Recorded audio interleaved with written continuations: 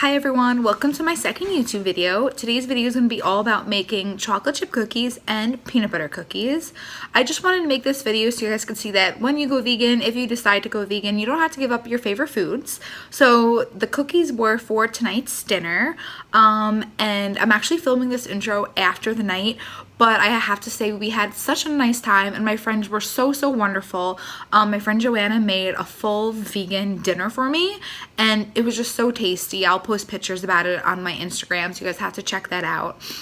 Also, my friend Jen made vegan brownies and I made these vegan cookies, and it was just so generous and so kind and so compassionate that they went above and beyond and made a whole meal that is vegan for me and my boyfriend. A lot of times, you know, there might be parts that we could have, or we'll bring a meal with us so we could eat and don't have to miss out on social gatherings.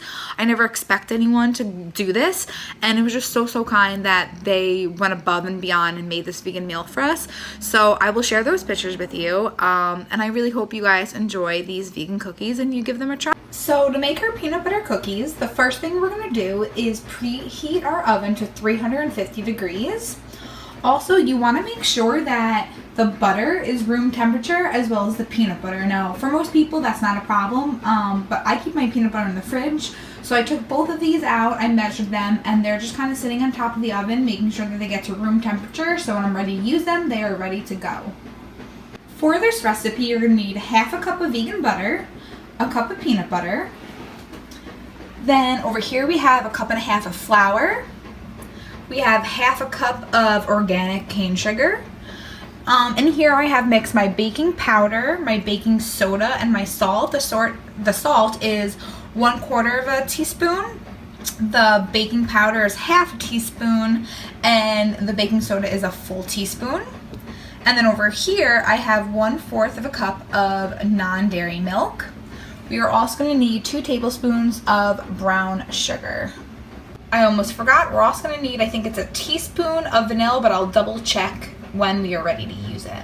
You'll see that I have 2 big bowls, so one's going to be for my wet ingredients, one's going to be for my dry. And then I have a lot of my ingredients already pre-measured. This way it makes it a lot easier for me to just combine them and really get going in this recipe. We are going to start mixing our dry ingredients. So I'm going to use my cup and a half of flour. And then I'm just going to use the baking soda, the baking powder, and the salt. I'm going to pour it right in.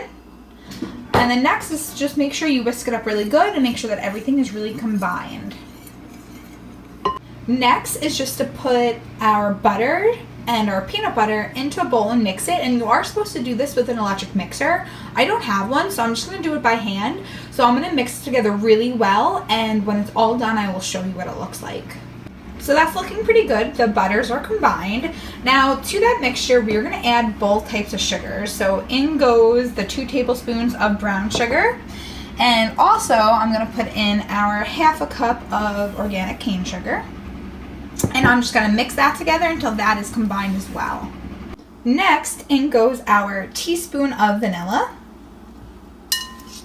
And we are also going to put in our 1/4 cup of dairy-free milk now. And then we'll just combine that. Almost done. Now what we're going to do is we're going to take our dry mixture and we're going to slowly incorporate it into our wet mixture. So I'm not going to put all of that in at once. I'm going to do it really slowly. And then after I get about, I don't know, I'll do like half, I suppose. And then I'm going to mix it up. Make sure that's combined, and then I will add the rest and show you guys what it looks like. So now that everything's combined, what we're going to do is we're going to use our little cookie scooper, and I'm going to scoop balls and put them on our baking tray. This is a non-stick mat, so I'm just going to leave a little bit of room in between all of the cookies. This way they have some room to expand. That looks about right. Perfect. So now I'm just going to do that until both my trays are full, and then I'm going to pop them in the oven for 15 to 18 minutes until it's golden brown around the edge. So all my cookies are scooped out onto my baking sheets. I made about 28 cookies. So again, I'm going to put this in the oven and I will show you what they look like when they are all done. So how amazing do these look? I just pulled them out of the oven. I'm going to let them cool, and then we'll do a little taste test later. As you can see, these are plated, ready to go. I'm just gonna fill the other half up with the chocolate chip when they're done. And then I have some leftover for Ryan, because these are his favorite.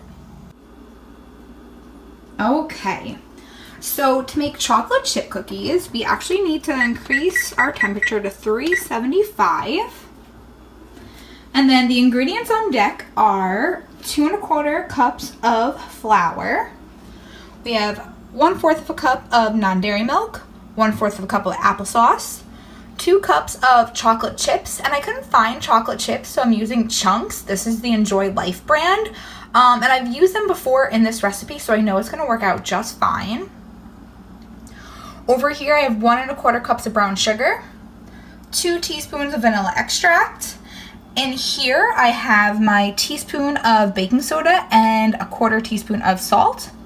And then over here I have 1/2 of a cup of coconut oil. So as always, we are gonna start with our dry ingredients. So again, I put the flour right in just to make it easier. And I'm going to add in my baking soda and my salt and mix it together really well. In our other bowl, we're gonna combine the coconut oil, which I just put in there. I'm going to add brown sugar. See if I can get it in one-handed. And I'm going to add the vanilla.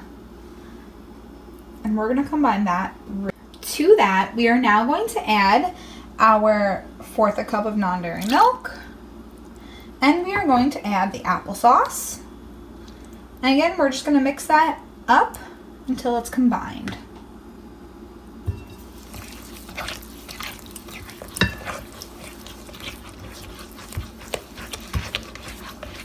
Slowly, we're going to add our dry ingredients into our wet. So I'll do about half, combine it, and then I'll do the other half. And when this is all done, the mixture should be very thick. So to finish this up, what we're going to do is we're going to add all of the chocolate chips. The recipe actually says add 1 3/4 cups worth, and then at the end go back and stick the morsels on top, but I just didn't want to be bothered doing that, basically. So I'm putting it all in here. And again, it came out really good the last time when I did it like this, but certainly feel free to, at the end, go back and add those in so your cookies look perfect. So Benji has joined us here in the kitchen because he clearly wants some of those cookies. But we're going to finish up our chocolate chip cookies. Again, I'm going to use my cookie scooper. I'm going to do a big scoop. I'm probably going to round these into nice balls to make sure all the morsels are really on the inside. And then I will put them on our non-stick pans again. So the cookie mixture was really gooey. So I did not form them into perfect balls. They went straight from the bowl to the little cookie thing, right, onto my pan. And I'm not going to touch them. They're going to go right in the oven. Now, this recipe says they need to bake for 9 minutes, but last time I just felt like 9 minutes wasn't long enough. So I did cook them a little bit longer. So when you do this, just keep an eye on them. This way you don't burn them. All done. I'm just going to let them cool. And they did cook for about 11 minutes. They're a little more brown than I like, so I guess I do 10 next time, but they're still going to be good. All done. I cannot wait to serve these later. So I'm going to do a little taste test as promised. Here is the peanut butter cookie that I made. They look like normal peanut butter cookies. You wouldn't know that they were vegan by looking at them. And I'm only going to taste the peanut butter ones now on camera simply because I already ate too many chocolate chip ones because they were just so good. But we'll see. We'll break it on the inside so you kind of see what they look like. These are my boyfriend's favorite. So I saved most of them for him, but let's give it a go. So good. Peanut butter cookies, when they go vegan, you still use peanut butter. Not much changes. Still sugar in there. Use almond milk instead, as you guys saw. So good.